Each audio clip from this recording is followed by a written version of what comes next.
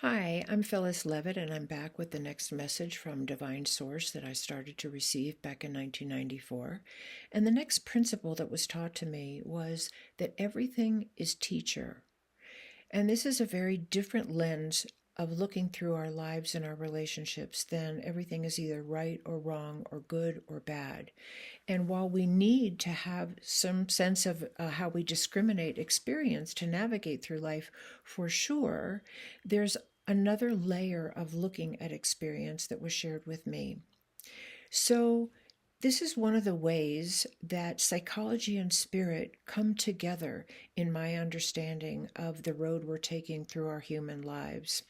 That my experience of exposure to spirit and getting guidance from a divine source never left the world of psychology and what it means to be a human being with a personality and ego consciousness and all the judgments that we carry with us, but that there's a way to evolve through the experiences that we have as people with our own particular individual paths, our gifts, our talents, our strengths, our flaws, our learnings, our wounds, with all of that, that is really important to integrate.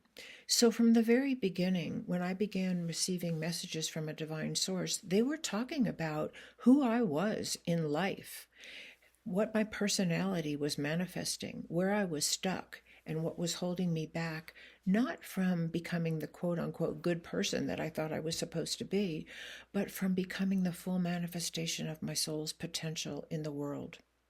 So, from the guidance that I received, what I was told was, and which feels so beautifully true inside of me, is that we all came here ultimately through all the trials and tribulations of our lives, through all the gifts and magnificent contributions we have made and will continue to make.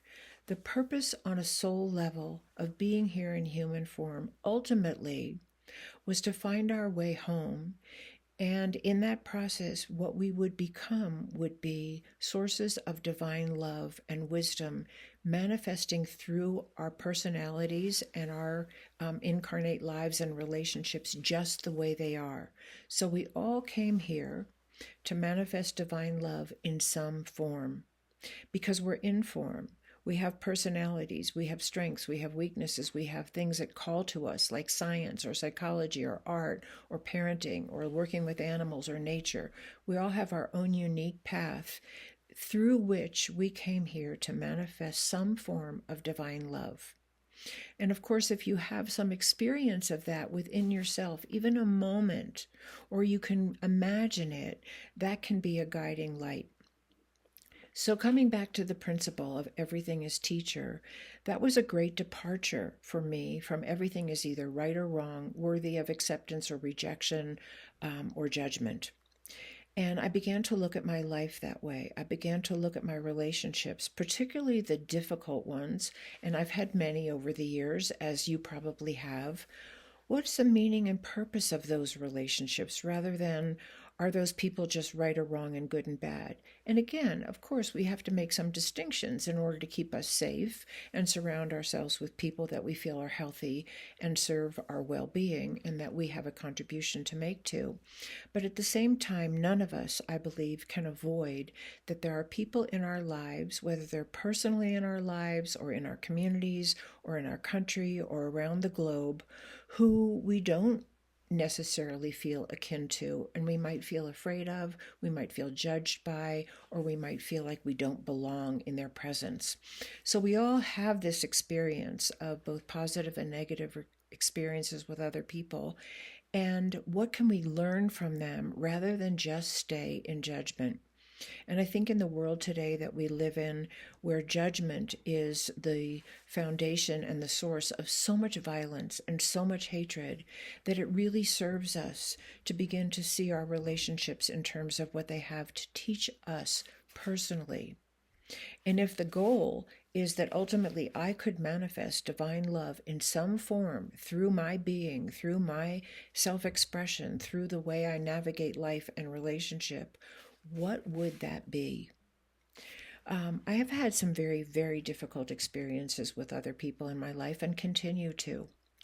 So, in the guidance that I recently received, in terms of all experience is teacher rather than right or wrong, good and bad, um, in regard to a very particular experience in the present, the guidance that I received was see this person as a blessing. See this person as bringing you exactly the experience you need to grow, to evolve your consciousness, to become capable of a higher love and wisdom. And that might mean better boundaries. That might mean being more self expressed about my truth or my desire or my openness to hearing your point of view. It might be not experiencing more conversation. It might be holding my own truth close to my chest and believing in myself and taking in your feedback without taking on what might not belong to me, projections that might be coming out of your wounds or your unhealed places that your shadow projects onto me, just like I do with you. But to really look at that and look from a divine point of view of what I can learn from this experience. And for me, in the present, it's been many things. Sometimes it is about speaking out and speaking out powerfully. And sometimes it's about saying nothing. And sometimes it's about just working with my own pain. And sometimes it's about connecting to my higher self. Only you, in connection with your divine guidance, can know what the right lesson is for you in any experience. And one of the things that I've gotten from Divine Source is then you learn from whatever your expression is. So if I feel guided to have my voice and speak my truth, then I need to learn from the response. I need to learn from how it feels to me to do that. Does it feel good? Did I say things that I regret? Did I speak powerfully from a place of love and really wanting to connect with you and repair, or not? And so it's really, there's no one size fits all. And when I talk about listening to your own divine guidance, this is what I would like to say. I created and was blessed with a very powerful connection to divine guidance many years ago. But I believe that we're all capable of having that divine guidance. And the place to start is just tuning in to your deepest inner knowing. What do I know to be true here? I know I'm not exactly the way you see me, or I know that I could have expressed myself differently in that communication with you, or I know that there's something toxic in this relationship with me and I haven't been able to let go of it, or I know that I could be more generous and kind, I could be more open minded. We have that inner knowing. And many of us have been taught not to listen to our inner knowing because somebody else knew better, or somebody else had power over us, or somebody else was supposedly the teacher and we were supposed to be the student, or whatever it was. And it's a great tragedy for the human race today that we don't bring up children more or less, teaching them to listen to what they know to be true inside of themselves, and then bring that into the world of communication and connection with other people and test out what they feel. Um, I know for myself that all through my life, I've had intuitions about people, about situations, about myself. And it took me a long time to begin to listen because I was taught not to believe my own perceptions, as many of us are. So that's the place to start.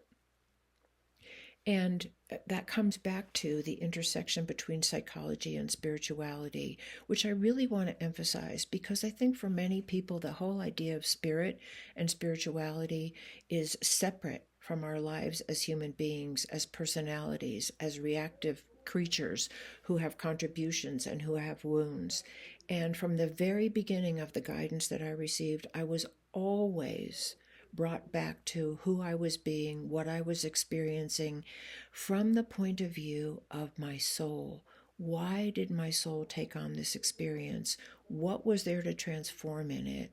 And how to begin to do that? So I'm going to start talking about what that process is of making that transformation between our ego consciousness, which is a consciousness of duality, of right and wrong, of good and bad, of more or less, of have and have not, into a consciousness that uses that duality to create a higher state of love and acceptance and expression in the world, not only for my good, but for the highest good and speediest return of all beings, which is why we're here.